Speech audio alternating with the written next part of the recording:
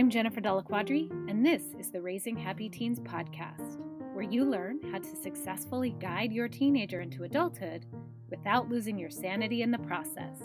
Let's do this.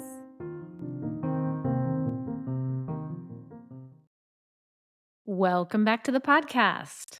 A way back, I did an episode called The Do's and Don'ts of Parenting a Teenager. I'll link it in the show notes below. And since then, I have come up with a few more, and that is what I'm going to share with you today. As with everything I share on this podcast, run the things I'm saying through your own value system. Have an open mind, and whatever you do, don't use this as evidence that you're not a good parent. That is not what we do here on this podcast. You are here to learn and grow as a parent. So without further ado, I've come up with 7 do's and 7 don'ts to share with you. Let's dive in. The first do is to embrace boredom. Don't feel pressured to constantly fill your teen schedule with activities. I know it can be really tempting, especially if you're wanting to keep them from getting lazy or spending too much time on their phone. But it's so important to allow for downtime and also boredom. Boredom is the key word here. And with so much instant entertainment at our fingertips, we're really, as a society, losing the ability to just be bored. And having free time allows for more creativity. It gives us a chance to explore our interests and self-reflect and relax. And I really want to differentiate here between boredom and downtime. And the major difference here is that your teen doesn't have something readily available for entertainment.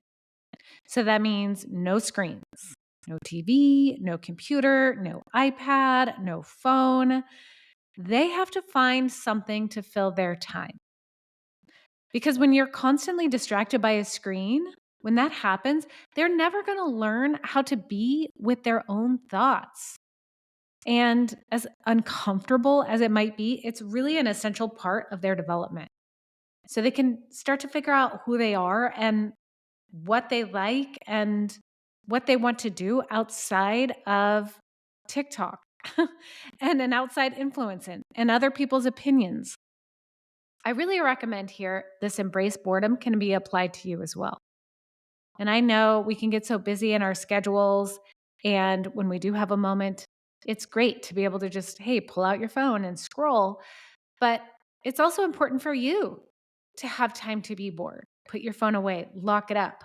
One of my clients actually does lock up their phone to practice not looking at it and not even have the temptation. So if it's hard for you, find a way to get it out of your sight. Maybe go for a walk, leave it at home. Give yourself and your teen the gift of boredom. And think back to when you were growing up.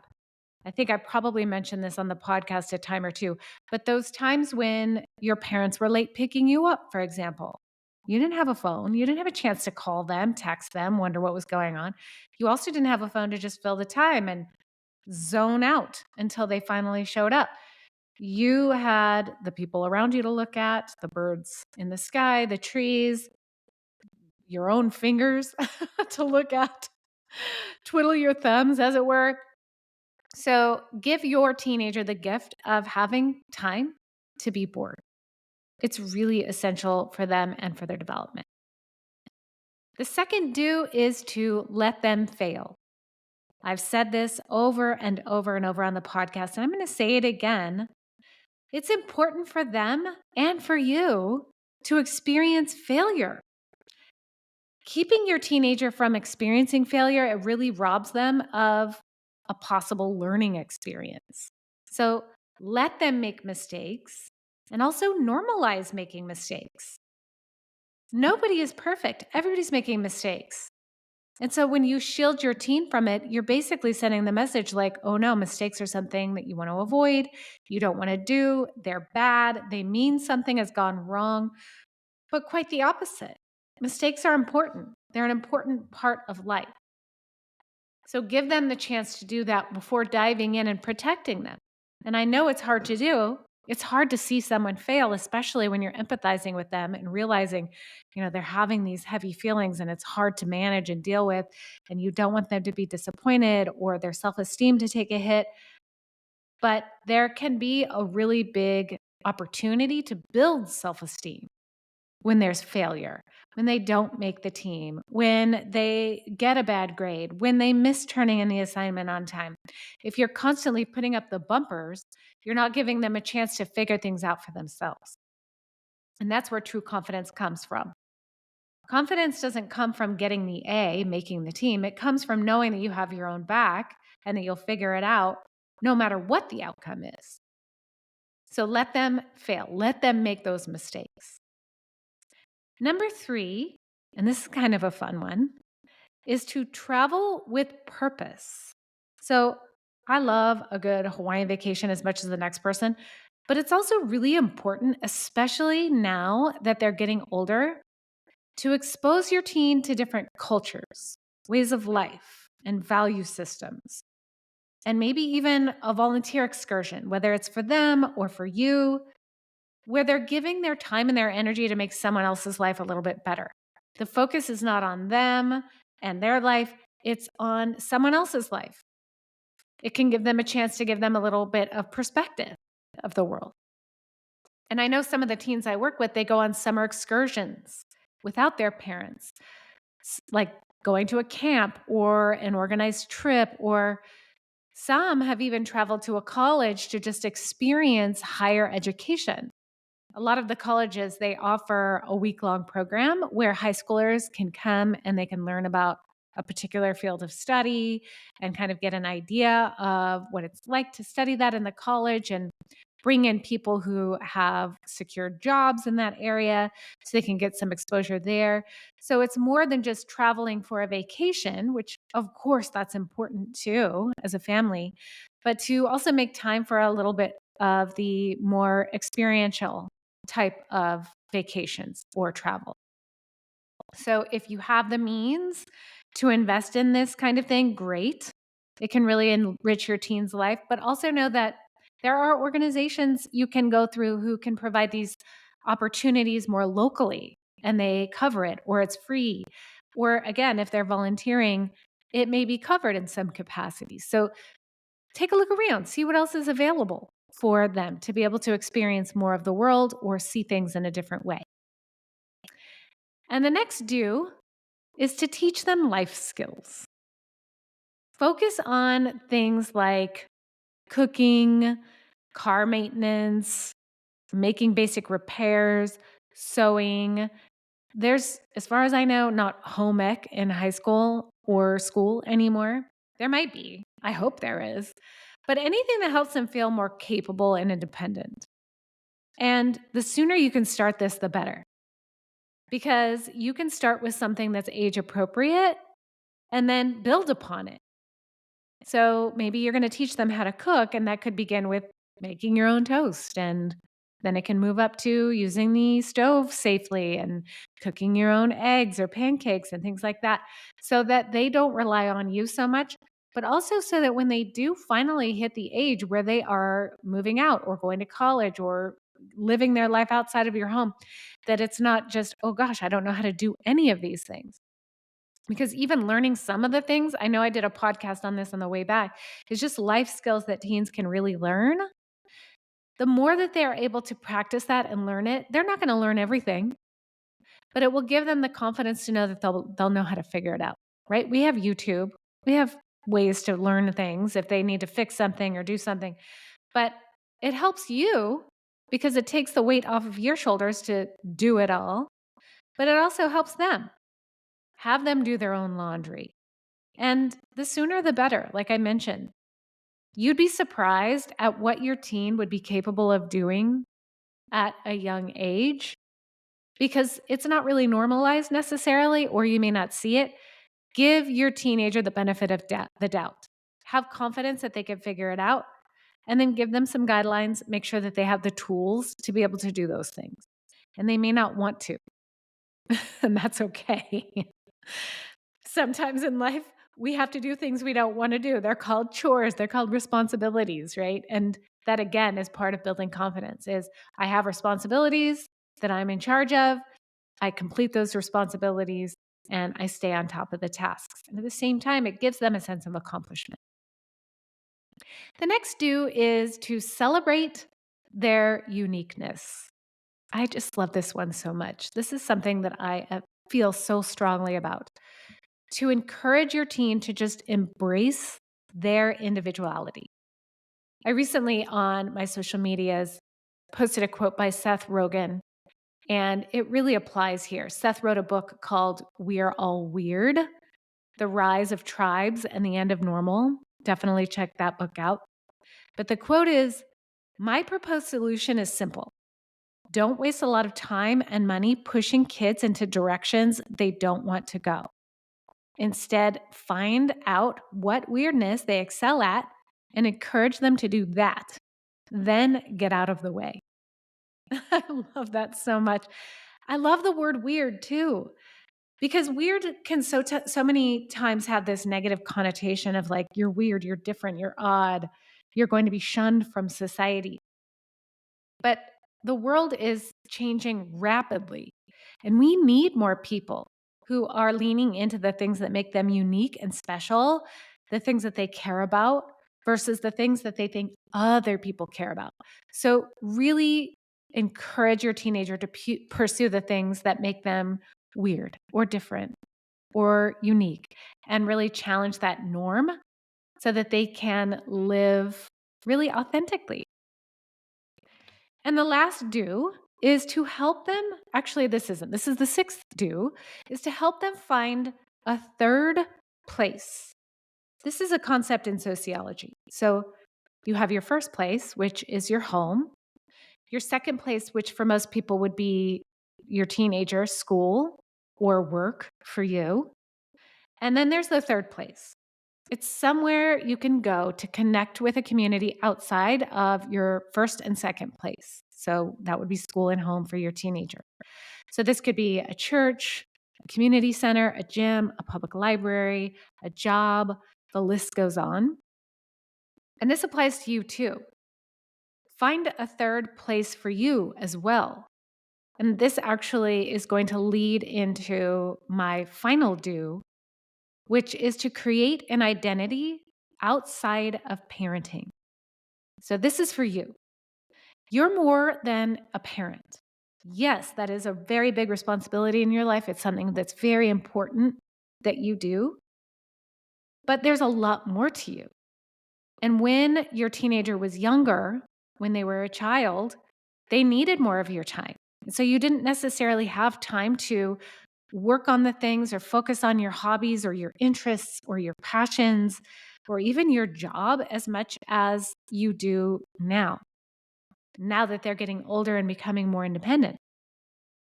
So find something that lights you up outside of being a parent.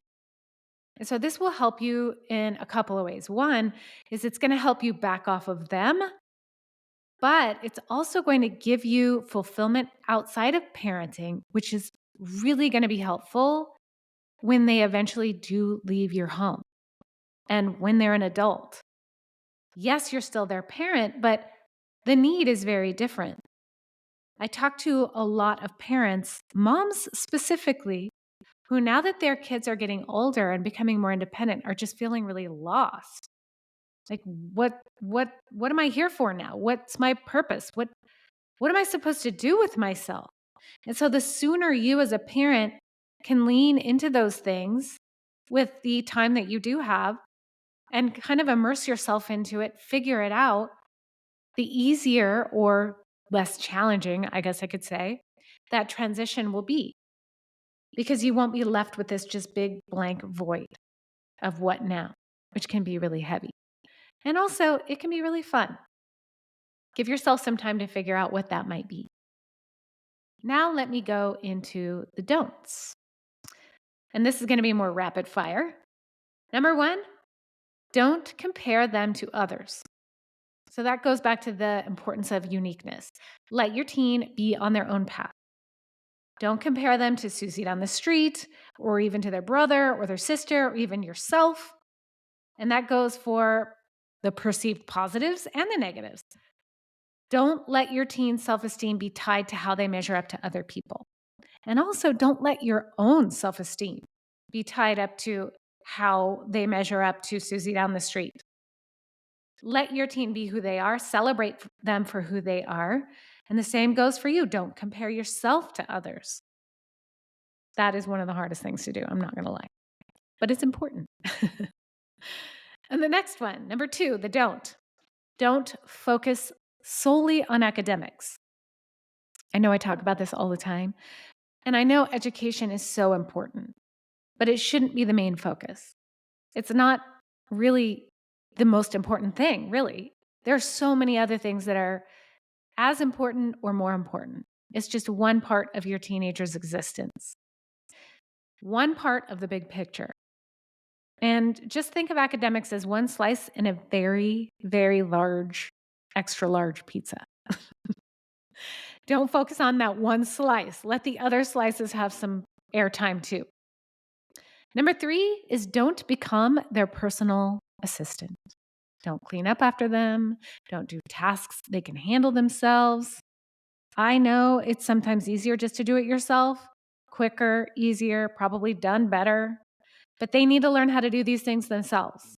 So it's good for them, but it's also good for you. And if you feel like you're being a personal assistant, again, this kind of goes along the same lines, is don't just all of a sudden back up and be like, oh, sorry, you're on your own now. Slowly back up. Okay, I'm no longer going to be packing your lunch, or I'm no longer going to be checking in on your grades, or I'm no longer going to be ensuring that your room is clean. That's your responsibility. Okay. Then number 4, don't fear open communication. Don't shy away from difficult conversations. Be willing to have an uncomfortable conversation about things like sex, drugs, mental health. Don't let your fear of discomfort stand in the way of an important conversation. That is something that can really be learned too, because there is a system to it. Having uncomfortable conversations is leaning into the discomfort for the importance of the outcome. So if you see your teenager spiraling, if you see something that concerns you, don't back off in fear that you're going to mess things up or you're going to say the wrong thing. Saying something is more important than saying nothing and fearing the wrong thing. Let yourself be comfortable being uncomfortable with the importance of having an important and good conversation. And number 5, don't live vicariously through them. Let your teen have their own life. Let them make their own friends. Don't pressure them or to do the things that you wish you had done, to achieve the things that you wished you had accomplished, or even to achieve the things that you did accomplish. Don't let your teenager's accomplishments be a reflection of anything to do with you. Again, they're their own person. Let them pursue what they want, and then you just cheer them along the way. And number 6 is don't worry what other people think about your parenting decisions or your teen or your life or your teenager's life. You are in charge of your home dynamic. You are figuring out what's best for you and your teen. No one else has the perspective that you do. So when you worry about what someone else is going to think about you or what your teen is doing, then it's only going to add extra discomfort for you. It's only going to make it harder for you. It doesn't matter what they think. I'm here to tell you that. It really does not matter what they think about you. What matters is what you think about you, and lean into that. And number 7 is don't forget to have fun together. It doesn't always have to be work, seriousness. Make time for fun, laughter, lighthearted stuff, creativity, positivity, just being together without any agenda. That's what's really going to build your relationship with your teen, those moments. All of it put together with the added bonus of, hey, guess what? We actually like to be together. They may not realize it yet, but it's true. You're pretty fun to be around. So what do you think? Anything new? Anything different on here? Any aha moments? I would love to hear from you. Leave a comment on the show or send me a message on Instagram at jennifer.delaquadri. Also, if you'd like some support through this often confusing time of parenting, I am here to help. I work with parents and teens in my private coaching practice, helping them feel more confident and connected. Click the link in the show notes to schedule a free consultation to learn more. I look forward to hearing from you. Thanks for tuning in, and I'll see you next time.